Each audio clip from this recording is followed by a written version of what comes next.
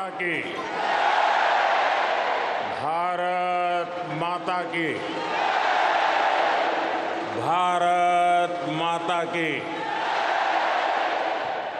नमस्ते US.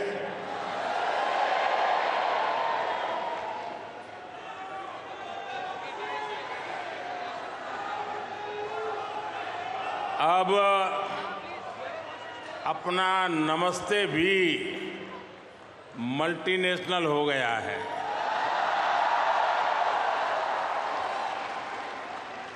Local से global हो गया।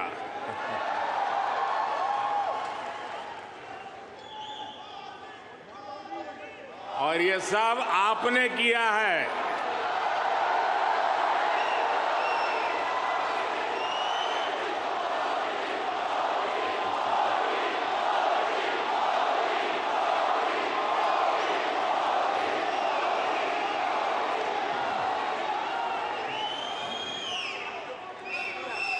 अपने दिल में भारत को बसाकर रखने वाले हर भारतीय ने ये किया है।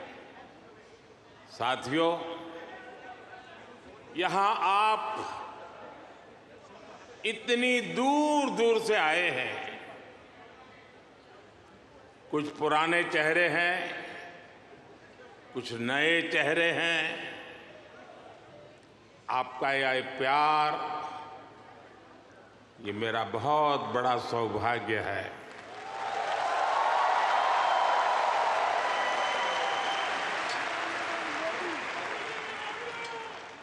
मुझे वो दिन याद आते हैं जब मैं पीएम भी नहीं था, सीएम भी नहीं था, नेता भी नहीं था।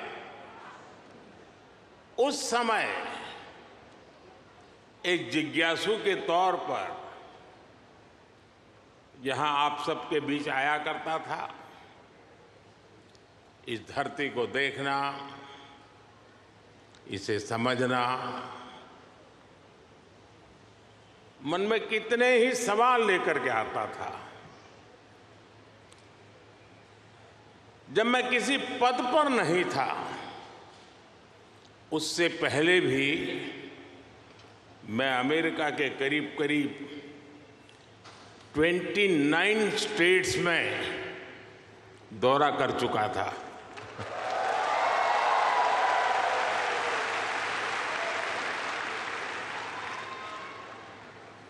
उसके बाद जब मैं सीएम बना तो टेक्नोलॉजी के माध्यम से आपके साथ जुड़ने का सिलसिला जारी रहा।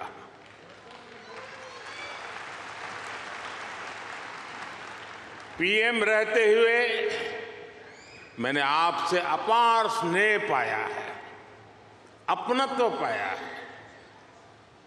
2014 में मेडिसन स्क्वायर,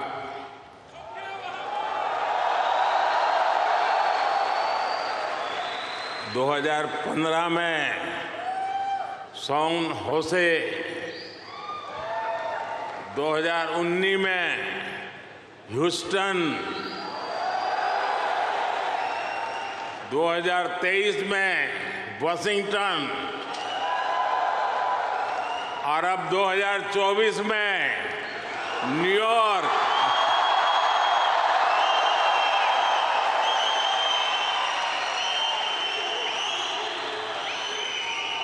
और आप लोग हर बार पिछला रिकॉर्ड तोड़ देते हैं।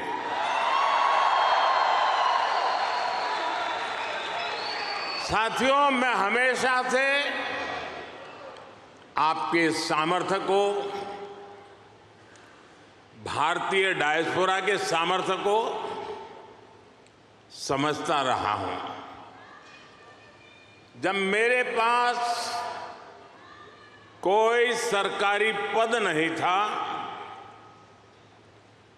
तब भी समझता था और आज भी समझता हूं।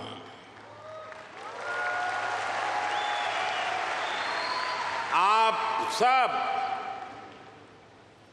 मेरे लिए हमेशा से भारत के सबसे मजबूत ब्रांड एम्बेसडर रहे हैं।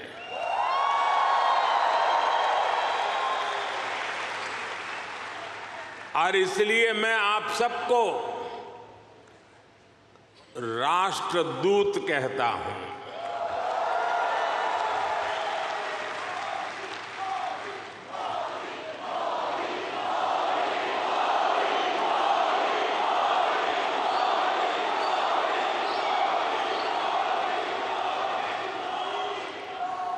आपने अमेरिका को भारत से और भारत को अमेरिका से कनेक्ट किया है। आपका स्किल, आपका टैलेंट, आपका कमिटमेंट, इसका कोई मुकाबला नहीं है।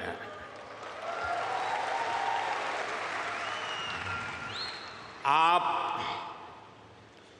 7 समंदर पार भले आए गए हैं, लेकिन कोई समंदर इतना गहरा नहीं जो दिल की गहराइयों में बसे हिंदुस्तान को आपसे दूर कर सके।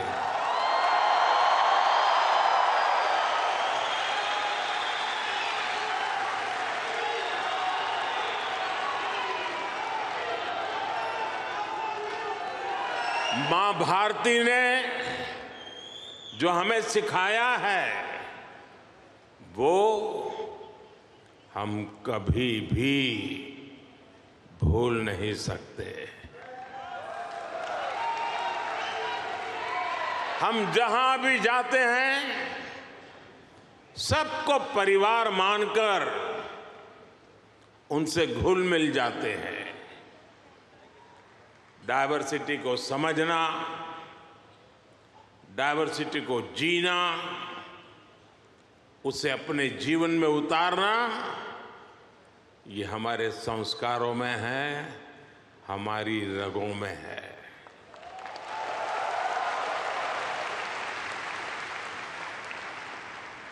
हम उस देश के वासी हैं जहां सैकड़ों भाषाएं हैं, सैकड़ों बोलियां हैं, दुनिया के सारे मत है, पंथ है, फिर भी हम एक बनकर, नेक बनकर आगे बढ़ रहे हैं।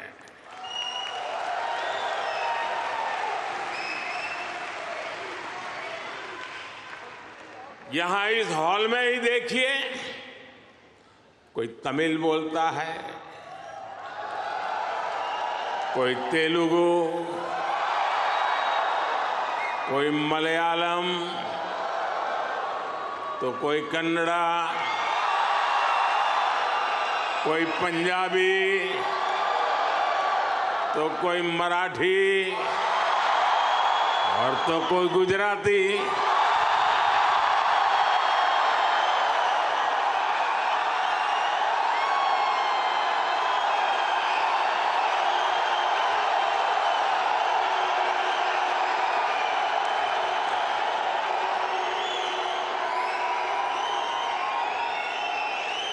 भाषा अनेक है, लेकिन भाव एक है,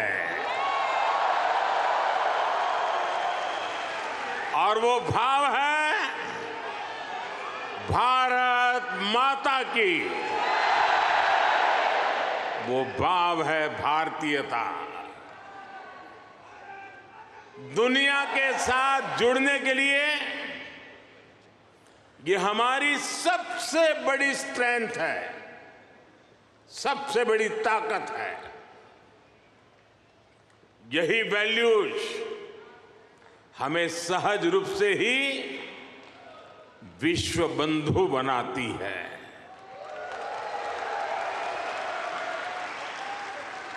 हमारे यहां कहा जाता है, तेन तख्तेन भुंजी था, यानी जो त्याग करते हैं वे ही भोग पाते हैं।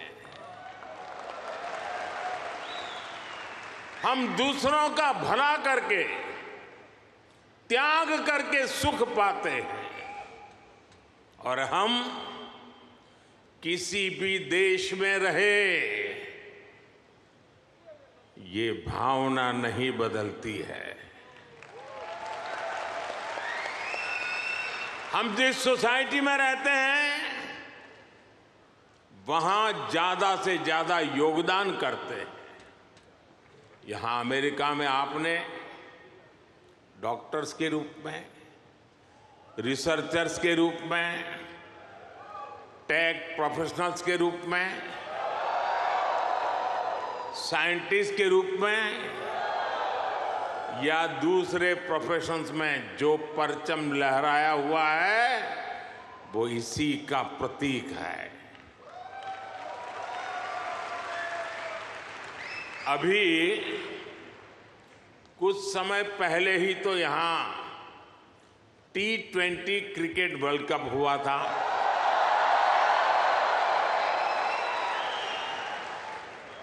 और यूएसए की टीम क्या गजब खेली और उस टीम में यहां रह रहे भारतीयों का जो योगदान था वो भी दुनिया ने देखा है।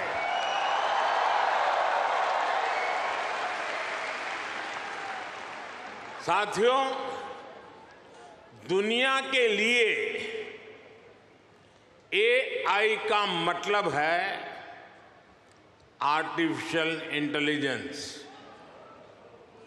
लेकिन मैं मानता हूं कि AI का मतलब है अमेरिकन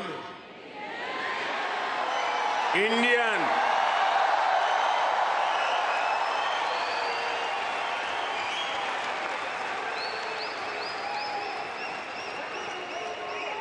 अमेरिका इंडिया, ये स्पिरिट है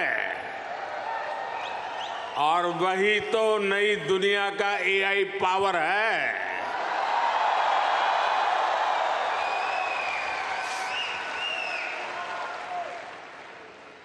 यही AI स्पिरिट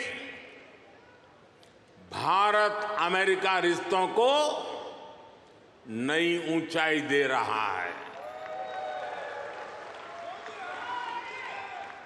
मैं आप सभी को, इंडियन डायस्पोरा को सैल्यूट करता हूं।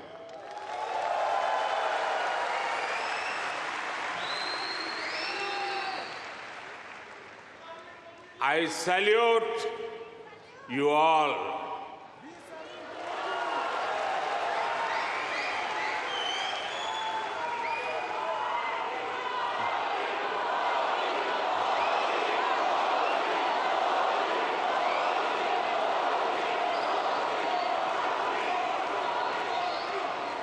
साथियों, मैं दुनिया में जहां भी जाता हूं, हर लीडर के मुंह से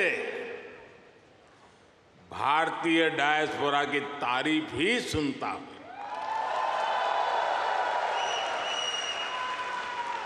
कल ही प्रेसिडेंट बाइडेन मुझे डेलावेयर में अपने घर ले गए थे।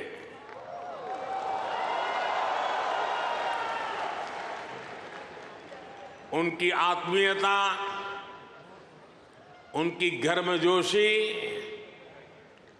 मेरे लिए दिल छू लेने वाला मोमेंट रहा।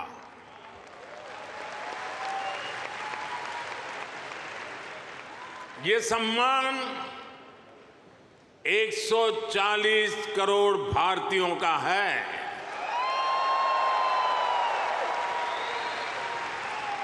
ये सम्मान आपका है, आपके पुरुषार्थ का है। ये सम्मान यहां रहने वाले लाखों भारतीयों का है।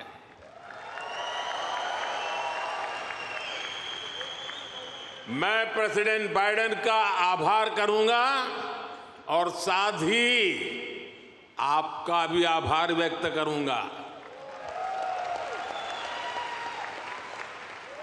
साथियों, 2024 का ये साल पूरी दुनिया के लिए बहुत अहम है।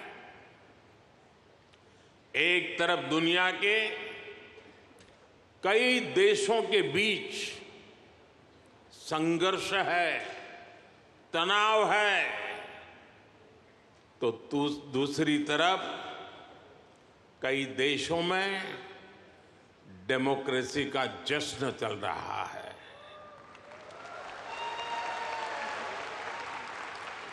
भारत और अमेरिका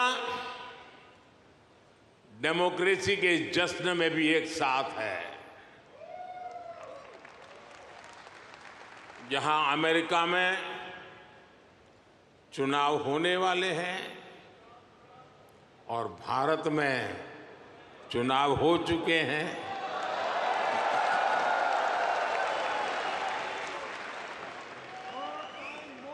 भारत में हुए ये इलेक्शन ह्यूमन हिस्ट्री के अब तक के सबसे बड़े चुनाव थे।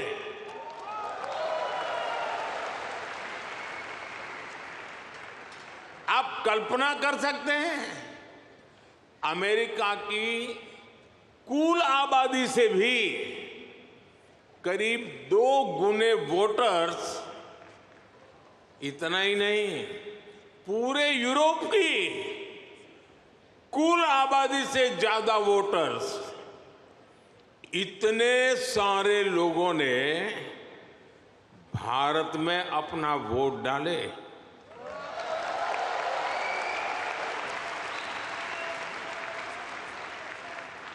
जब हम भारत की डेमोक्रेसी का उसका स्केल देखते हैं तो और भी गर्व होता है।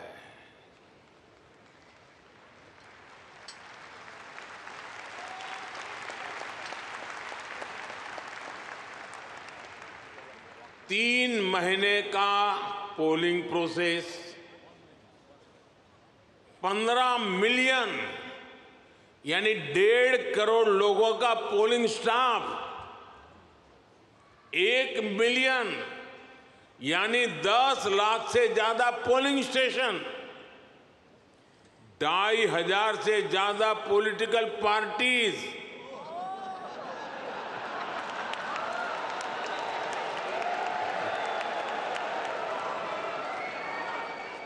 आठ 8,000 से ज्यादा कैंडिडेट्स,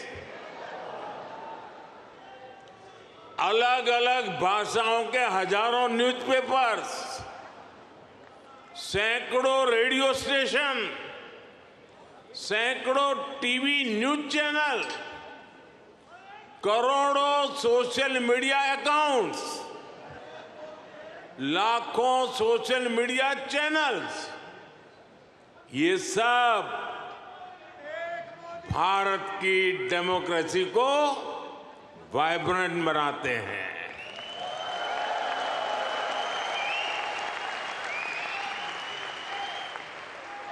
ये फ्रीडम ऑफ एक्सप्रेशन के विस्तार का दौर है। इस लेवल की स्क्रूटनी से होकर हमारे देश की चुनावी प्रक्रिया गुजरती है। और साथियों, इस लंबी चुनावी प्रक्रिया से गुजरकर इस बार भारत में कुछ अभूतपूर्व हुआ है। क्या हुआ है? क्या हुआ है? क्या हुआ है?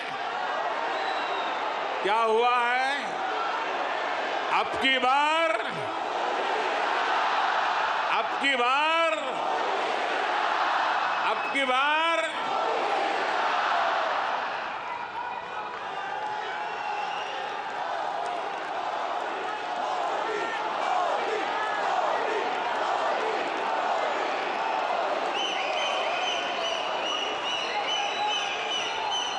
साथियों, तीसरी बार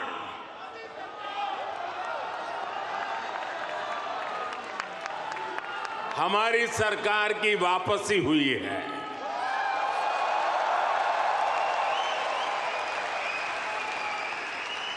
और ऐसा पिछले 60 सालों में भारत में नहीं हुआ था।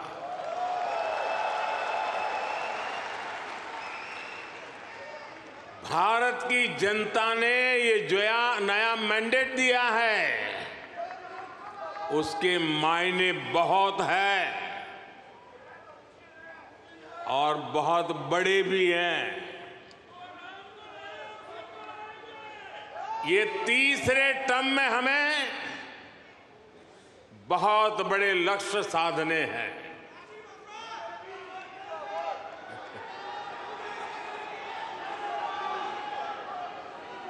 हमें 3 गुना ताकत और 3 गुना गति के साथ आगे बढ़ना है।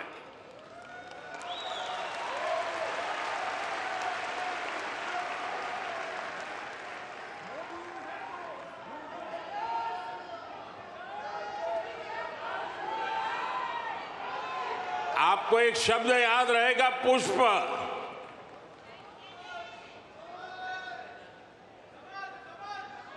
हाँ, कमल मान लीजिए, मुझे इतराज नहीं है।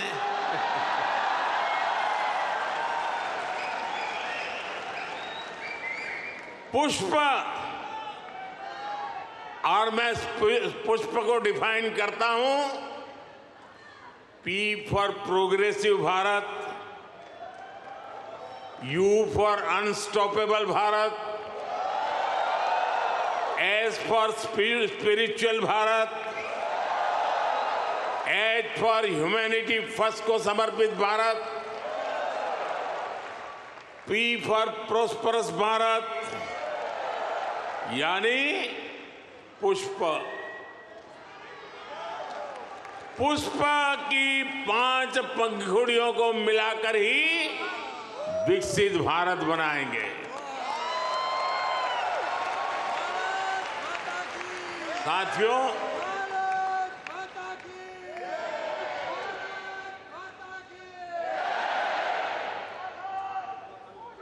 साथियों, मैं भारत का पहला प्रधानमंत्री हूं जिसका जन्म आजादी के बाद हुआ।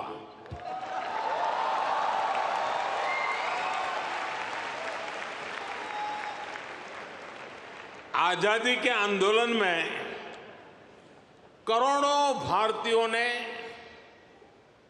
स्वराज के लिए जीवन खपा दिया था। उन्होंने अपना हित नहीं देखा, अपने कंफर्ट जोन की चिंता नहीं की। वो तो बस देश की आजादी के लिए सब कुछ भूलकर अंग्रेजों से लड़ने चल पड़े थे। उस सफर में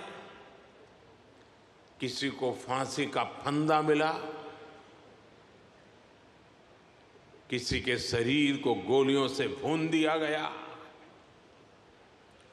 कोई यातनाएं सहते हुए जेल में ही गुजर गया, कईयों की जवानी जिंदगी जेल में खप गई। साथियों, हम देश के लिए मर नहीं पाए, लेकिन हम देश के लिए जरूर जी सकते हैं।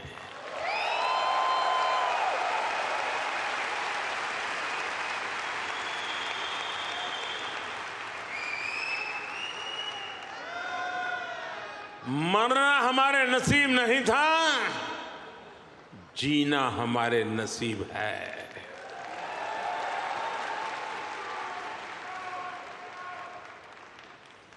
पहले दिन से मेरा मन और मेरा मिशन एकदम क्लियर रहा है। मैं स्वराज के लिए जीवन नहीं दे पाया, लेकिन मैंने तय किया सुराज और समृद्ध भारत के लिए जीवन समर्पित करूंगा।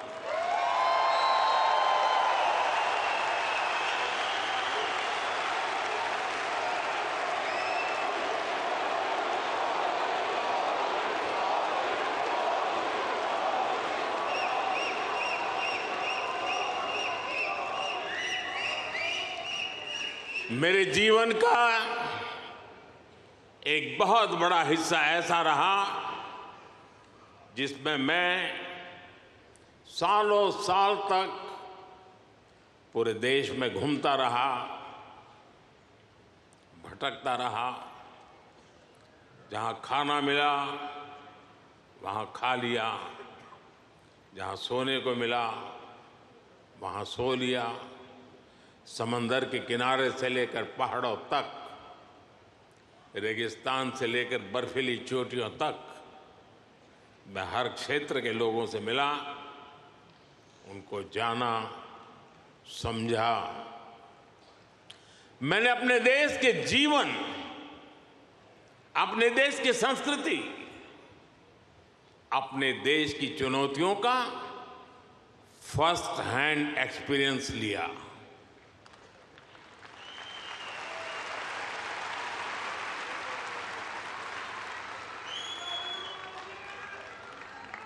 वो भी एक वक्त था जब मैंने अपनी दिशा कुछ और तय की थी, लेकिन नियति ने मुझे राजनीति में पहुंचा दिया। कभी नहीं सोचा था कि एक दिन चीफ मिनिस्टर बनूंगा, और बना तो गुजरात का लॉन्गेस्ट सर्विंग चीफ मिनिस्टर बन गया।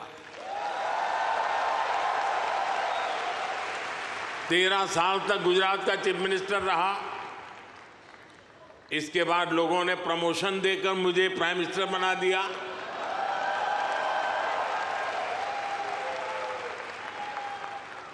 लेकिन दशकों तक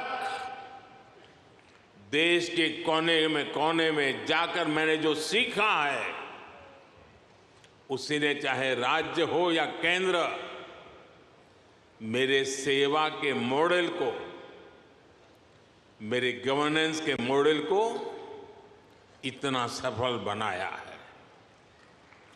पिछले 10 साल में इस गवर्नेंस मॉडल की सफलता आपने देखी है, पूरी दुनिया ने देखी है, और अब देश के लोगों ने बहुत बड़े भरोसे के साथ मुझे ये तीसरा टर्म सौंपा है।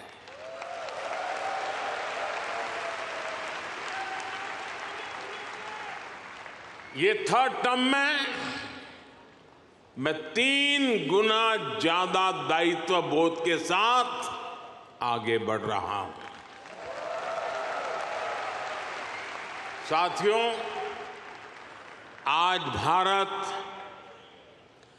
दुनिया के सबसे युवा देशों में से एक है। भारत एनर्जी से भरा हुआ है, सपनों से भरा हुआ है। रोज नए कीर्तिमान, हर रोज नई खबर। आज ही एक और बहुत अच्छी खबर मिली है। चेस ओलंपियाड में मेंस और वुमेन्स दोनों में भारत को गोल्ड मिला है।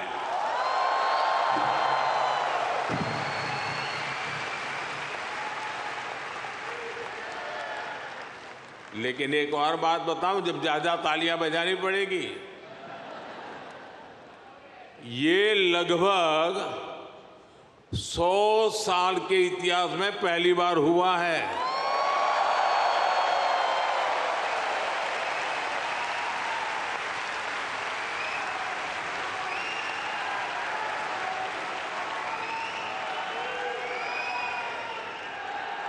पूरे देश को हर हिंदुस्तानी को हमारे चेस प्लेयर्स पर बहुत गर्व है।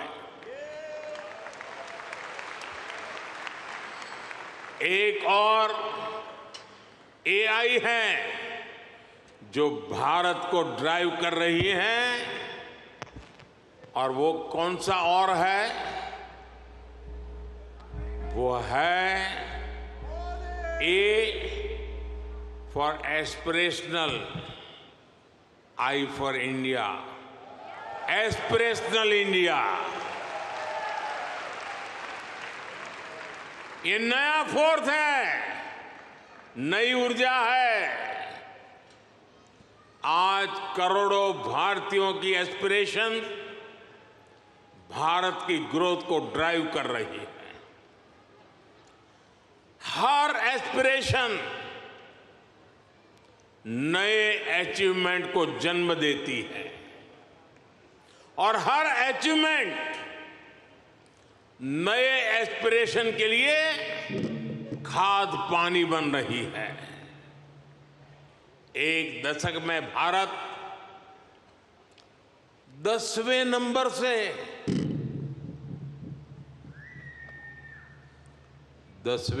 से 5वें नंबर की इकोनॉमी बन गया।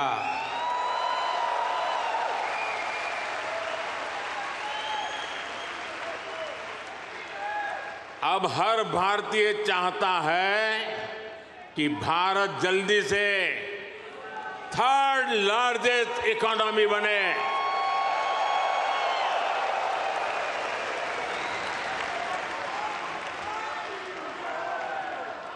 आज देश के एक बहुत बड़े वर्ग की बेसिक नीड्स पूरी हो रही है। पिछले 10 साल में करोड़ों लोगों को क्लीन कुकिंग गैस की सुविधा मिली है। उनके घर तक पाइप से साफ पानी पहुंचने लगा है। उनके घर में बिजली कनेक्शन पहुंचा है। उनके लिए करोड़ों टॉयलेट्स बने हैं। ऐसे करोड़ों लोग अब क्वालिटी लाइफ चाहते हैं। साथियों, अब भारत के लोगों को सिर्फ रोड नहीं, उन्हें शानदार एक्सप्रेस वे चाहिए। अब भारत के लोगों को सिर्फ रेल कनेक्टिविटी नहीं, उन्हें हाई स्पीड ट्रेन चाहिए।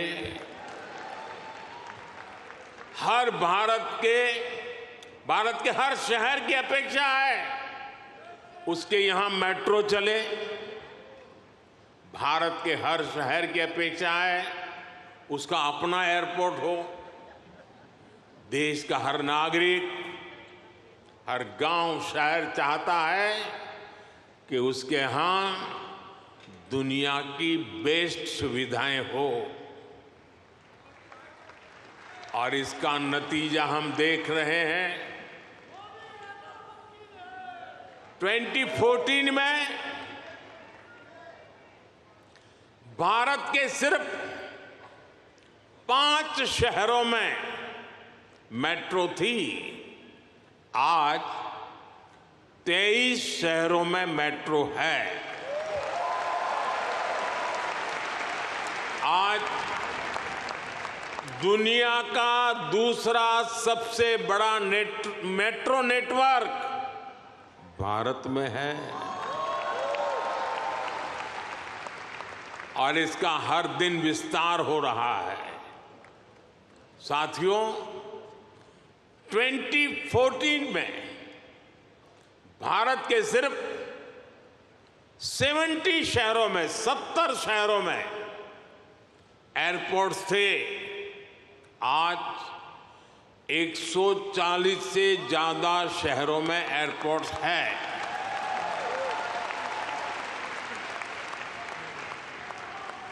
ट्वेंटी 2014 में 100 से भी कम ग्राम पंचायतों में ब्रॉडबैंड कनेक्टिविटी थी। 100 से भी कम। आज 2 लाख से भी ज्यादा पंचायतों में ब्रॉडबैंड कनेक्टिविटी है। 2014 में भारत में 140 मिलियन यानी 14 करोड़ के आसपास एलपीजी कंज्यूमर थे। आज भारत में 310 मिलियन यानी 31 करोड़ से ज्यादा एलपीजी कंज्यूमर है।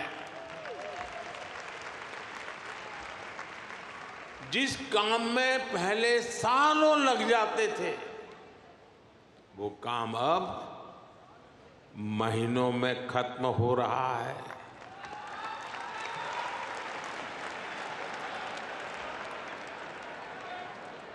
आज भारत के लोगों में एक आत्मविश्वास है, एक संकल्प है, मंजिल तक पहुंचने का इरादा है। भारत में डेवलपमेंट एक पीपल्स मूवमेंट बन रहा है और हर भारतीय विकास के इस मूवमेंट में बराबर का पार्टनर बन गया है। उसे भरोसा है भारत की सफलता पर, भारत की उपलब्धियों पर। साथियों, भारत आज लैंड ऑफ अपॉर्चुनिटीज है, अवसरों की धरती है।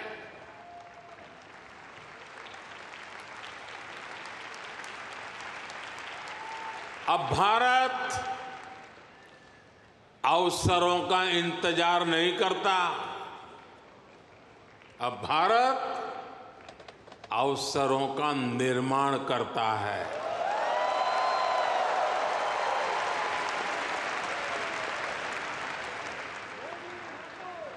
बीते 10 साल में भारत ने हर सेक्टर में अपॉर्चुनिटीज का एक नया लॉन्चिंग पैड तैयार किया है। आप देखिए, सिर्फ 1 दशक में ही, और ये बात आप सबको गर्व देगी, सिर्फ 1 दशक में ही 25 करोड़ लोग, 1 दशक में ही 25 करोड़ लोग गरीबी से बाहर निकले हैं।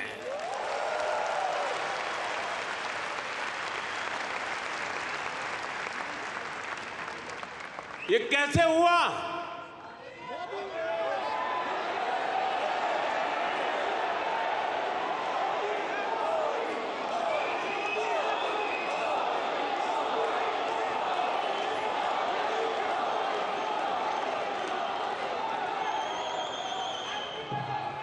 ये इसलिए हुआ, हमने पुरानी सोच बदली, अप्रोच बदली। हमने गरीब को एम्पावर करने पर फोकस किया। 50 करोड़ यानी 500 मिलियन से ज्यादा लोगों को बैंकिंग सिस्टम से जोड़ा।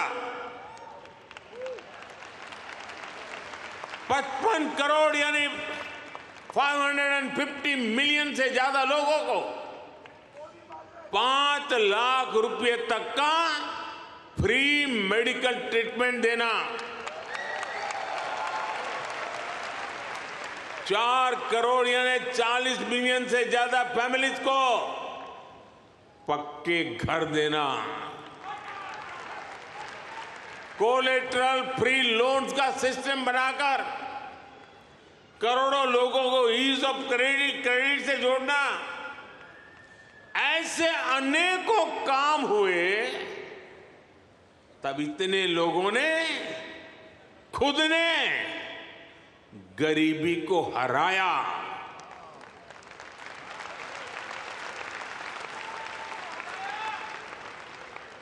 और वो गरीबी से निकल करके आज यही नियो मिडिल क्लास भारत के डेवलपमेंट को तेज गति दे रहा है। साथियों, हमने विमेन वेलफेयर के साथ ही विमेन लेड डेवलपमेंट पर फोकस किया है।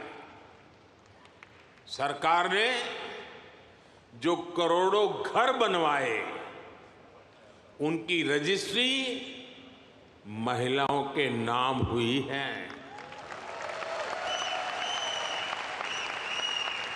जो करोड़ों बैंक खाते खुले, उसमें आधे से ज्यादा खाते महिलाओं के खाते खुले। 10 साल में भारत की 10 करोड़ महिलाएं माइक्रो एंटरप्रेन्योरशिप स्कीम से जुड़ी है। मैं आपको एक और एग्जाम्पल देता हूं।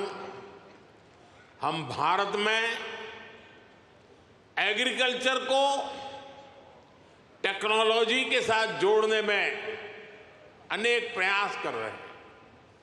उसमें आज खेती में, किसानी में भरपूर मात्रा में ड्रोन का उपयोग आज भारत में नजर आता है। शायद ड्रोन आपके लिए नई बात नहीं है, लेकिन नई बात यह है, इसकी जिम्मेदारी कौन संभालता है पता है? ये रूरल विमेन के पास है।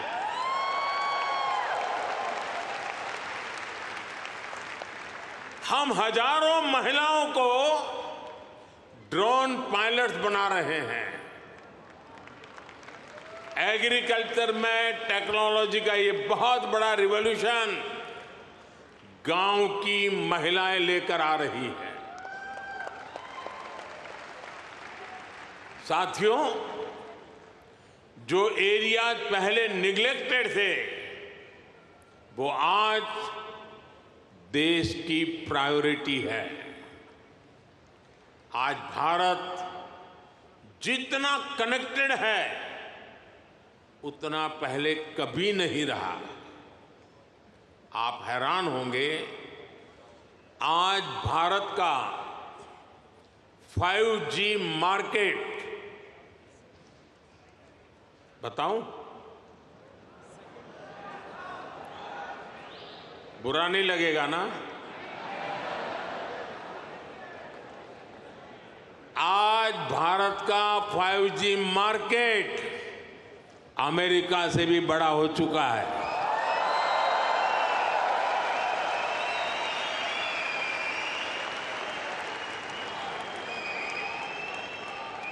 और ये 2 साल के भीतर भीतर हुआ है।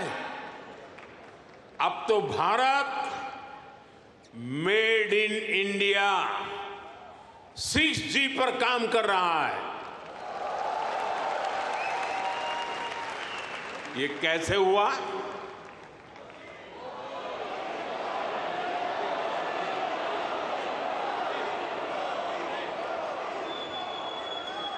ये इसलिए हुआ क्योंकि हमने इस सेक्टर को आगे बढ़ाने के लिए पॉलिसीज बनाई। हमने मेड इन इंडिया टेक्नोलॉजी पर काम किया। हमने सस्ते डेटा पर मोबाइल फोन मैन्युफैक्चरिंग पर फोकस किया। आज दुनिया का करीब करीब हर बड़ा mobile brand made in India है। आज भारत दुनिया का दूसरा सबसे बड़ा मोबाइल मैन्युफैक्चरर है। एक जमाना था मेरे आने से पहले, जब हम मोबाइल इंपोर्टर थे। आज हम मोबाइल एक्सपोर्टर बन गए हैं।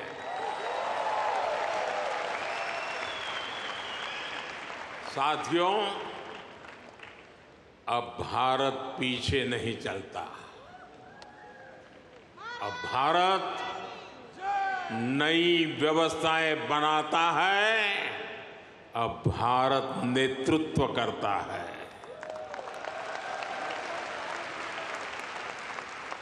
भारत ने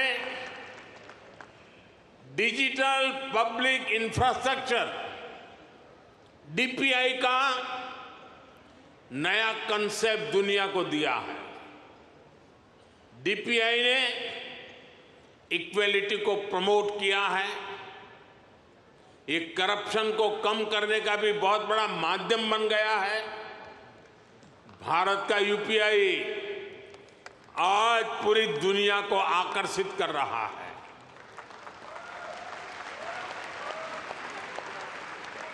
आपकी जेब में वॉलेट है, लेकिन भारत में लोगों की जेब के साथ ही फोन में वॉलेट है, ई वॉलेट है। अनेक भारतीय अब अपने डॉक्यूमेंट्स फिजिकल फोल्डर्स में नहीं रखते, उनके पास डिजी लॉकर है। वो एयरपोर्ट पे जाते हैं तो डिजी यात्रा से सीमलेस ट्रैवल करते हैं। ये digital public infrastructure jobs, innovation और इससे जुड़ी हर टेक्नोलॉजी का लॉन्चिंग पैड बन गया है। साथियों, भारत अब रुकने वाला नहीं है। भारत अब थमने वाला नहीं है। भारत चाहता है दुनिया में ज्यादा से ज्यादा device made in India chip पर चलें। हमने सेमीकंडक्टर सेक्टर को भी भारत की तेज ग्रोथ का आधार बनाया है। पिछले साल जून में भारत ने सेमीकंडक्टर सेक्टर के लिए इंसेंटिव घोषित किए थे। इसके कुछ ही महीनों बाद माइक्रोन की पहली सेमीकंडक्टर यूनिट का शिलान्यास भी हो गया।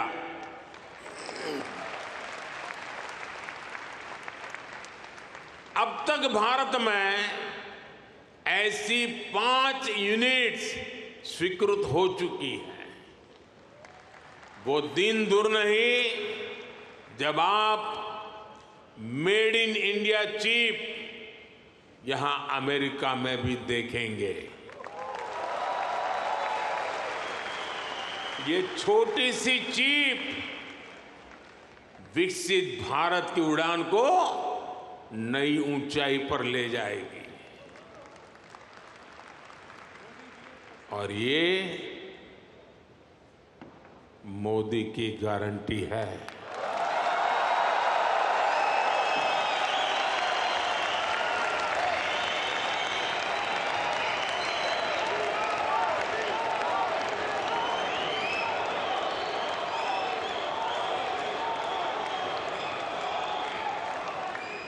साथियों, आज भारत में रिफॉर्म्स के लिए जो कन्विक्शन, जो कमिटमेंट है, वो अभूतपूर्व है। हमारा ग्रीन एनर्जी ट्रांजिशन प्रोग्राम इसका बहुत बड़ा उदाहरण है। दुनिया की 17% पॉपुलेशन होने के बावजूद ग्लोबल कार्बन एमिशन में भारत की हिस्सेदारी सिर्फ 4% है। दुनिया को बर्बाद करने में हमारा कोई रोल नहीं है।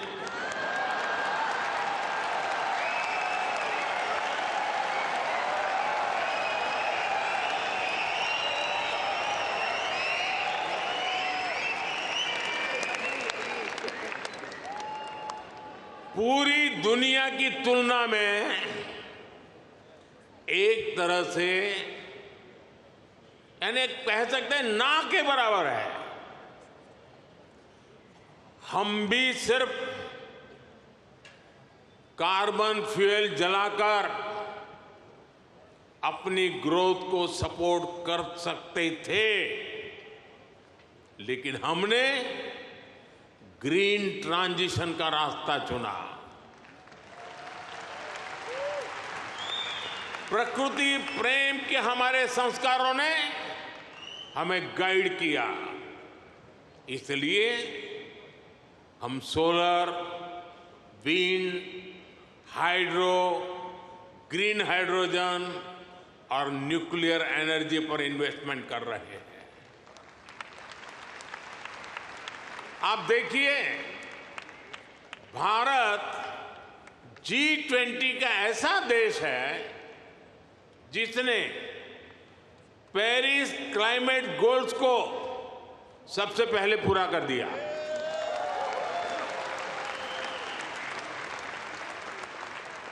दो 2014 के बाद से भारत ने अपनी सोलर एनर्जी इंस्टॉल कैपेसिटी को 30 गुना से ज्यादा बढ़ाया है। हम देश के हर घर को सोलर पावर होम बनाने में जुटे हैं। इसके लिए रूफटॉप सोलर का बहुत बड़ा मिशन हमने शुरू किया है। आज हमारे रेलवे स्टेशन और एयरपोर्ट सोलराइज हो रहे हैं। भारत घरों से लेकर सड़कों तक एनर्जी एफिशिएंट लाइटिंग के रास्ते पर चल पड़ा है। इन सारे प्रयासों से भारत में बहुत बड़ी संख्या में ग्रीन जॉब्स पैदा हो रहे हैं। साथियों, 21वीं सदी का भारत एजुकेशन, स्किल, रिसर्च और इनोवेशन के दम पर आगे बढ़ रहा है।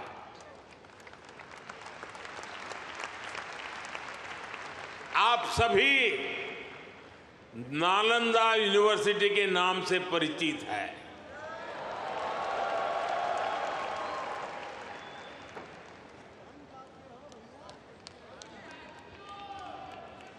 कुछ समय पहले ही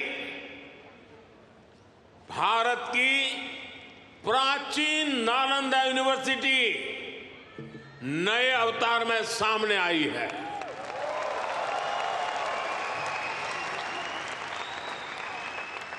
आज सिर्फ यूनिवर्सिटी को ही नहीं, बल्कि नालंदा स्पिरिट को भी रिवाइव कर रहा है। पूरी दुनिया के स्टूडेंट्स भारत आकर पढ़े। हम इस तरह का आधुनिक इकोनॉमिक सिस्टम बना रहे हैं। बीते 10 साल में भारत में, ये भी जरा आप लोगों को याद रखने जैसी बात बताता हूं मैं, बीते 10 साल में भारत में हर सप्ताह एक यूनिवर्सिटी बनी है।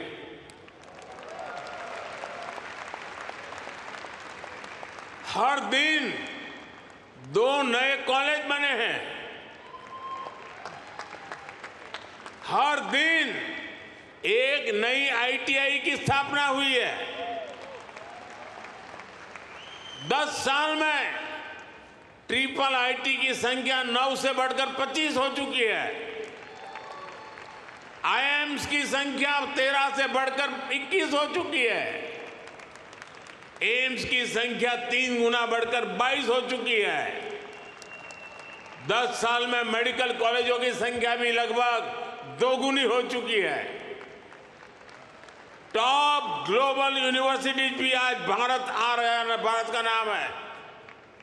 अभी तक दुनिया ने भारत के डिजाइनर्स का दम देखा, अब दुनिया डिजाइन इन इंडिया का जलवा देखेगी। साथियों, आज हमारी साझेदारी पूरी दुनिया के साथ बढ़ रही है। पहले भारत सबसे समान दूरी की नीति पर चलता था, इक्वल डिस्टेंस। अब भारत सबसे समान नजदीकी की नीति पर चल रहा है।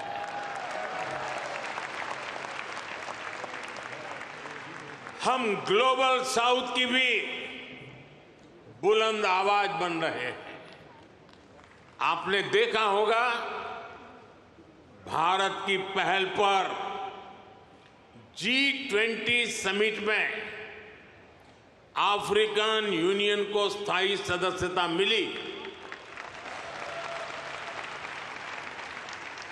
आज जब भारत ग्लोबल प्लेटफॉर्म पर कुछ कहता है तो दुनिया सुनती है।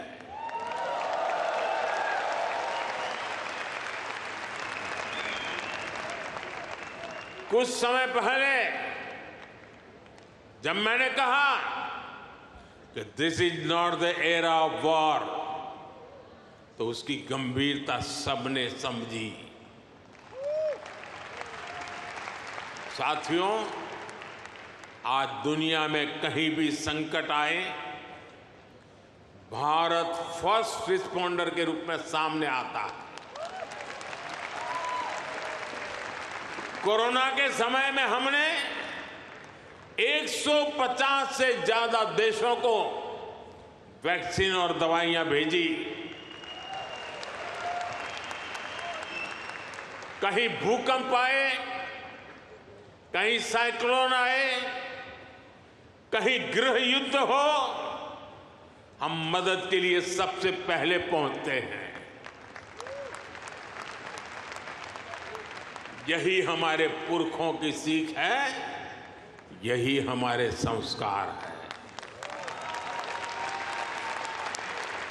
साथियों, आज का भारत दुनिया में एक नए कैटालिस्ट एजेंट की तरह उभर रहा है और इसका प्रभाव हर सेक्टर में दिखेगा। ग्लोबल ग्रोथ के प्रोसेस को तेज करने के लिए भारत का रोल अहम होगा। ग्लोबल पीस के प्रोसेस को तेज करने के लिए भारत का रोल अहम होगा। ग्लोबल क्लाइमेट एक्शन को स्पीड अप करने में भारत का रोल अहम होगा। ग्लोबल स्किल गैप को दूर करने में भारत का रोल अहम होगा। ग्लोबल इनोवेशंस को नई दिशा देने में भारत का रोल अहम होगा। ग्लोबल सप्लाई चेन में स्टेबिलिटी के लिए भारत का भूमिका अहम होगा। साथियों, भारत के लिए शक्ति और सामर्थ्य का अर्थ है, भारत के लिए शक्ति और सामर्थ्य का अर्थ है ज्ञानाय, दानाय, च रक्षणाय। यानी knowledge is for sharing, wealth is for caring, power is for protecting. इसलिए भारत की प्राथमिकता दुनिया में अपना दबाव बढ़ाने की नहीं, अपना प्रभाव बढ़ाने की है।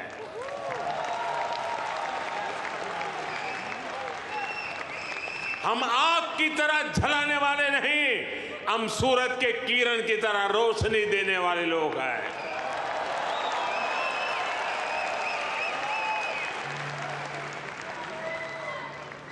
हम विश्व पर अपना दबदबा नहीं चाहते, हम विश्व की समृद्धि में अपना सहयोग बढ़ाना चाहते हैं।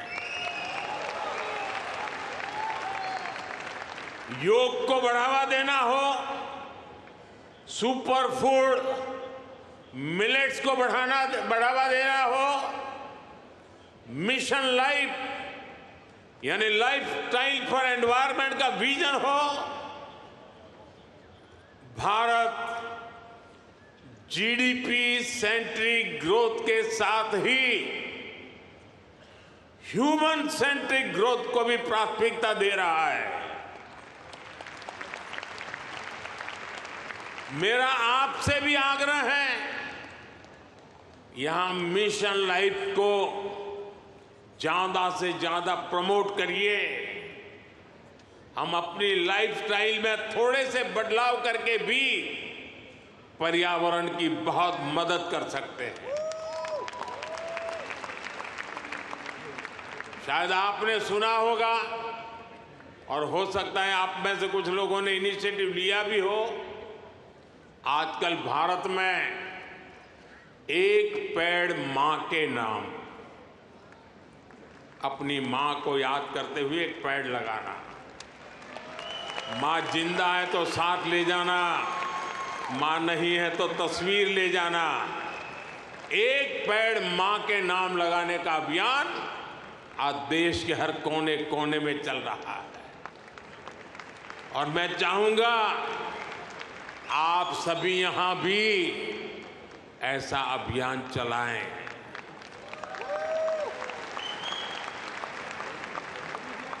ये हमारी जन्मदाता मां और धरती मां दोनों का यश बढ़ाएगा। साथियों, आज का भारत बड़े सपने देखता है, बड़े सपनों का पीछा करता है।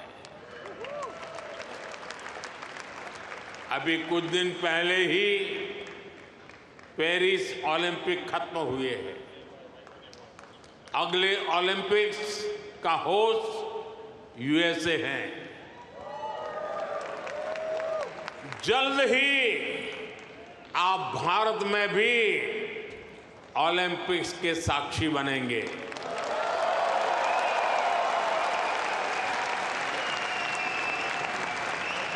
हम 2036 के ओलंपिक्स की मेजबानी के लिए हर संभव प्रयास कर रहे हैं। स्पोर्ट्स हो, बिजनेस हो या फिर एनवायरमेंट, एंटरटेनमेंट, आज भारत बहुत बड़े आकर्षण का केंद्र है। आज आईपीएल जैसी भारत की लीग्स दुनिया की टॉप लीग्स में से एक है। भारत की फिल्में ग्लोबली धूम मचा रही हैं। भारत आज ग्लोबल टूरिज्म में भी परचम लहरा रहा है। दुनिया के अलग अलग देशों में भारत के त्योहार मनाने की होड़ है। मैं देख रहा हूं इन दिनों हर शहर में लोग नवरात्रि का गरबा सीख रहे हैं।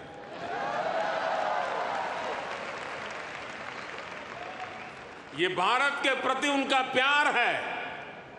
साथियों, आज हर देश भारत को ज्यादा से ज्यादा समझना चाहता है, जानना चाहता है। आपको एक और बात जानकर खुशी होगी, कल ही अमेरिका ने हमारे करीब 300 पुराने जो शिलालेख और मूर्तियां थी जो कभी हिंदुस्तान से कोई चोरी कर गया होगा, कोई 1500 साल पुरानी, कोई 2000 साल पुरानी, 300 शिलालेख और मूर्तियां भारत को लौटाई है।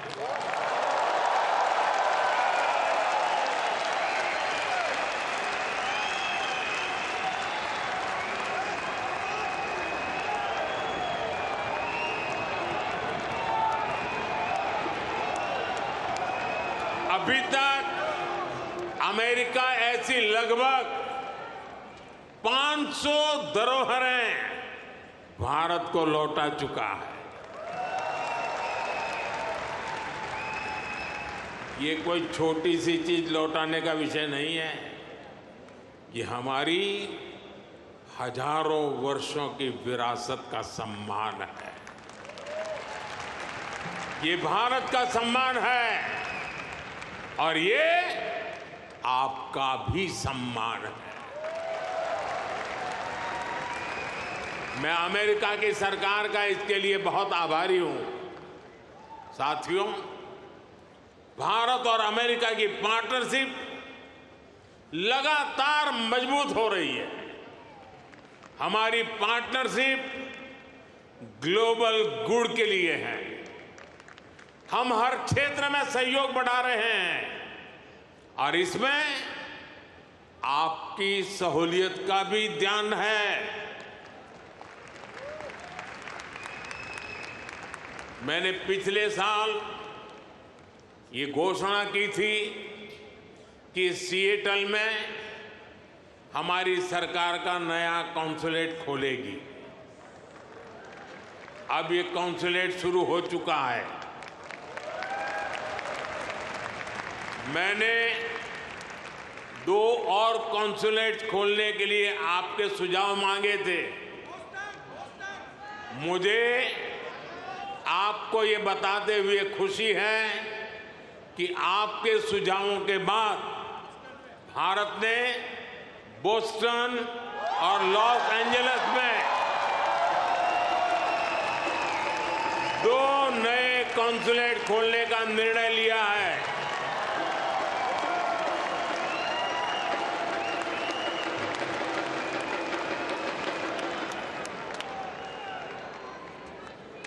मुझे यूनिवर्सिटी ऑफ ह्यूस्टन में Thiruvalluvar chair of Tamil studies को अनाउंस करने की भी खुशी है। इससे महान तमिल संत थिरुवल्लुवर का दर्शन दुनिया तक पहुंचाने में और मदद मिलेगी। साथियों, आपका ये आयोजन वाकई शानदार रहा है। यहां जो कल्चरल प्रोग्राम हुआ वो अद्भुत था। मुझे ये भी बताया गया है कि इस इवेंट के लिए हजारों लोग और भी आना चाहते थे, लेकिन वेन्यू छोटा पड़ गया। जिन साथियों से मैं यहां मिल नहीं पाया, उनसे मैं क्षमा चाहता हूं। उन सभी से अगली बार मुलाकात होगी, किसी और दिन, किसी और वेन्यू पर। लेकिन मैं जानता हूं उत्साह ऐसा ही होगा, जोश ऐसा ही होगा। आप ऐसे ही स्वस्थ रहें, समृद्ध रहें। भारत अमेरिका दोस्ती को ऐसे ही मजबूत करते रहें। इसी कामना के साथ आप सभी का बहुत बहुत धन्यवाद। मेरे साथ बोलिए, भारत माता की, भारत माता की।